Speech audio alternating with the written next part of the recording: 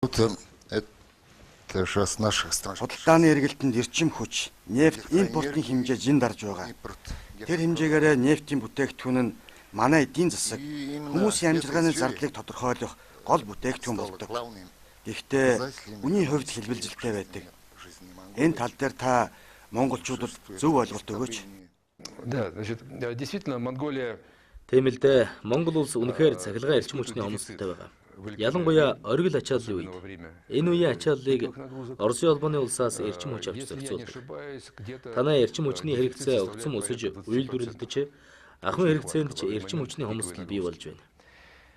Ер нь 80-аад оноос хойш эрчим хүчний үйлдвэрлэлийн хүчин чадал нэмэгдээгүй гэж хэлж болно. Байсан хэдэн станцын тоног төхөөрөмж ихээхэн элэгдэж хуучирсан. Иймээс Монголын эрчим хүчний үйлдвэрлэлийн шинжилэл тулгамдсан асуудал болоод байна. Үүнийг хоёр аргаар шийдэж болно. Манайхаас худалдаж авах эсвэл өөрсдөө үйлдвэрлэх. Цаашдаж худалдаж авах бүр илүү их хэмжээтэй авах санал тавиад байгаа. Эрчим хүчний үнийн тухайд гэвэл зах зээлийн хууль үйлчлэх нь мэдээж. Эрчим хүчний өөрийн өртөг дээр тээврийн хөлс бас худалдааны татвар нэмэгдэнэ. Өөр зам байхгүй. Бид чинь зах зээлийн нийгэмд амьдарч байгаа шүү дээ. Шатхууны хувьд ч бас адил. Хэрвээ шатхууны үн өсөж байгаа бол бүгдэд л адилхан хамаатай шүү дээ. Зөвхөн Монгол зориулсан үн гэж байх нь ойлгомжтой. Эдгээр хүчин зүйлүүд нийгэмд хүн дээр тусаж байгааг би ойлгож байна. Гэхдээ Монголын нийгмийн асуудал бол Монголын засгийн газрын шийдэх асуудал. Оросын хувьд энэ бол бизнес. Оросын засгийн газар бол зөвхөн Орос улсынхаа нийгмийн асуудалд л санаа тавина шүү дээ. Нефтийн компанийг үнэ буулгах гэж захиран тушаах ямар ч боломжгүй. Компани болохоор өөрийнхөө бодит зардлаа л тооцож байгаа хэрэг. Сүүлийн үед шатхууны үн юунаас болж өсөв гэсэн асуулт зүй ёсоор гарна. Би ч гэсэн энэ асуудлыг сонирхож үзсэн. Би ч бас машин барьдаг хүний хувьд Оросд шатхууны үн өсөөд байгаад санаа зовдөг. Одоо Оросын бензиний үн өсөөд Монголынхтой бараг адил болсон. Юу хэлэх гээд байгааг гэвэл Монголын шатхууны үнийн талаар онцгойлон бодлого бариад байгаа юм байхгүй.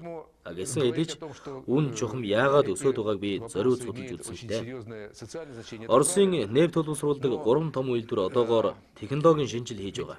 Тэдгээрийн зарим нь Монголд шатхуун нийлүүлдэг. Орос улс яг одоо евро 4, евро 5 стандарт шилжиж байна. Манайх евро 2 стандартын бензиний үйлдвэрлэлээ зогсоосон.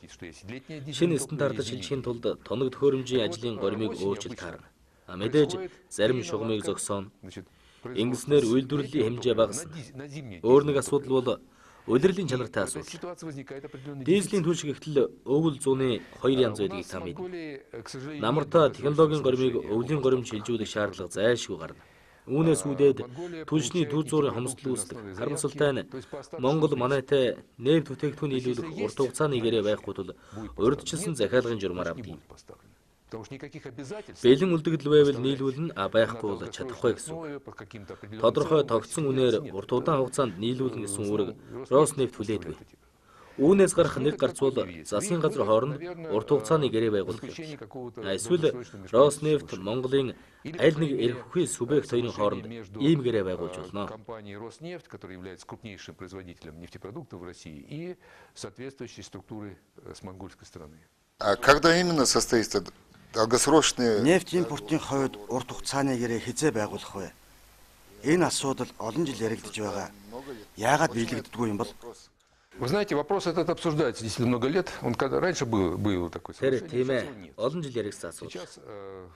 Урд нь ийм гэрээ байсан, одоо бол байхгүй.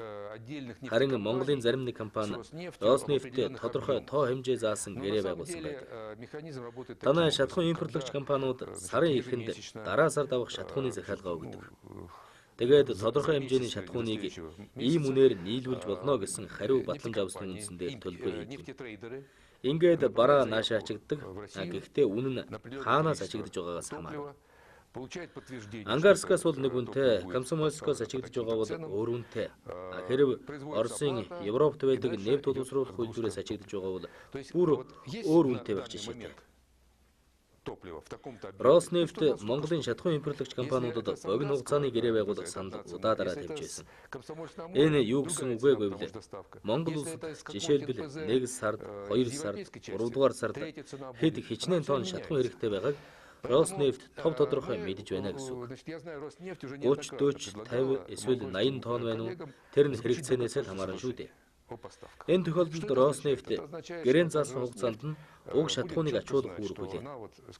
Ангарскаас ачвал 4 хоног, Комсомольск, Амураас 21 хоног, Европоос ачвал сар хагасын дараа Монголд очино. Тэгэхээр хугацааны асуудал чухал болж байгаа болохоор Роснефть шатхуунаа хилд ойрхон газар нөөцөлж тодорхой хугацаагаар хадгалах шаардлага гарна. Тэгж гэмээн заасан хугацаанд нийлүүлэлт хийж чадна. Гэтэл нөөцийн сав худалдаж авах түүнийг арчилж ашиглахад мөнгө зарна. Өөр нэг асуудал бол шатхуун нөөцлөн гэдэг нь асар их мөнгө түгжинэ гэсэн үг. Жишээ нь 2 сарын нөөцтэй байя гэвэл тэр мөнгө 2 сар эргэлтэнд орох. Хэрв тэр мөнгө банкнд байсан бол хүүнээс нь эргэлтэнд орсон бол ашиг авчирна да. Тэгтэл гэнт Монголын хэрэгцээ багаслаа гэж бодъё. Тэгвэл санхүүгийн бүх эрсдлийг Оросын тал хариуцах болно. Ийм юм байж болохгүй зү. Санхүүгийн ийм эрсдлийг адилхан хуваалцаж асуудлыг нааштай шийдэхин тулд Роснефть Монголын шатхууны жижиглэнгийн зах зээлд орж 100 шатхуун түгээх станц барьж өөрийнхөө нөөцөө шатхуун түгээе гэсэн саналыг Монголын талд тавьсан. Эдгээр станцуудын шатхуун борлуулах нь харьцангуй хямд байх боломжтой. Харин Монголын парламент үүнийг зөвшөөрөөгүй гэдгийг та мэдэж байгаа. Энэ ердөө ашиг алдагдлын тухай асуудал. Хувийн бизнесийн орчинд хэнч ашиггүй юм хийхгүй шүү дээ. Тэгэхээр Роснефтьд харилцан ашигтай санал тавих хэрэгтэй.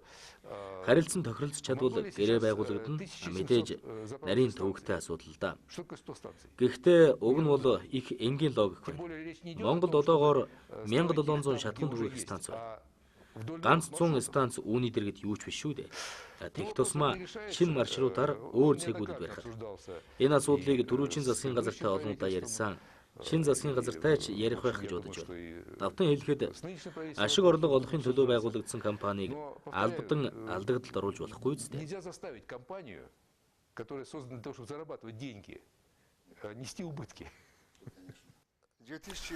Улс төрийн харилцаа идэвхжиж харилцан айлчлалууд тогтмолж байна. 2009 онд бид стратегийн түншүүд болсон. Өндөр хэмжээний айлчлалуудаас ямар үр дүн гарсан бол? Манай хоёр орны харилцаа 2000 оноос эрчимтэй хөгжиж байна. Ирэг дээр Орос Монголын стратегийн түншлэлийг 2006 онд тогтоосон. Тэр үед буюу 2006 оны 12 дугаар сард ерөнхий сайд баярын айлчлалаар стратегийн түншлэлийн асуудлыг шийдсэн.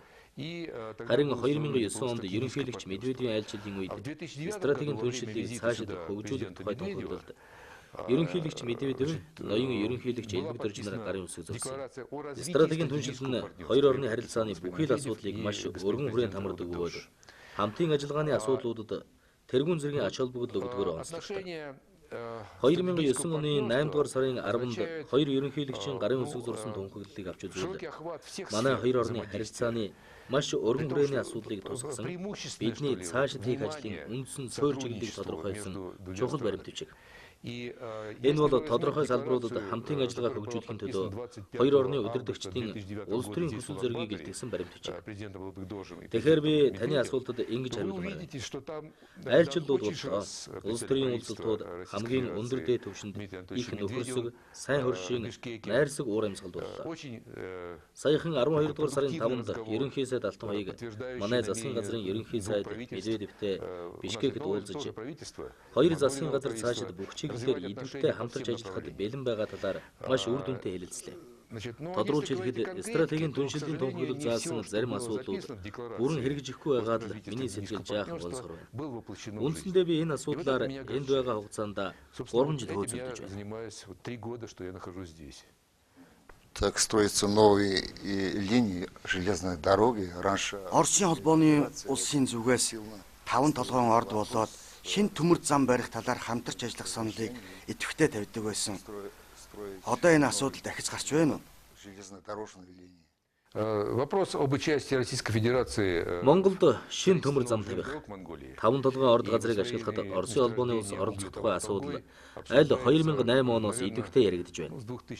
Түрүүний миний ярьсан стратегийн түншлэлийн тунхаглалд ч энэ талаар тодорхой тусгасан байгаа. Энэ баримт бичигт Оросын холбооны улс бол төмөр замын дэд бүтцийг хөгжүүлэх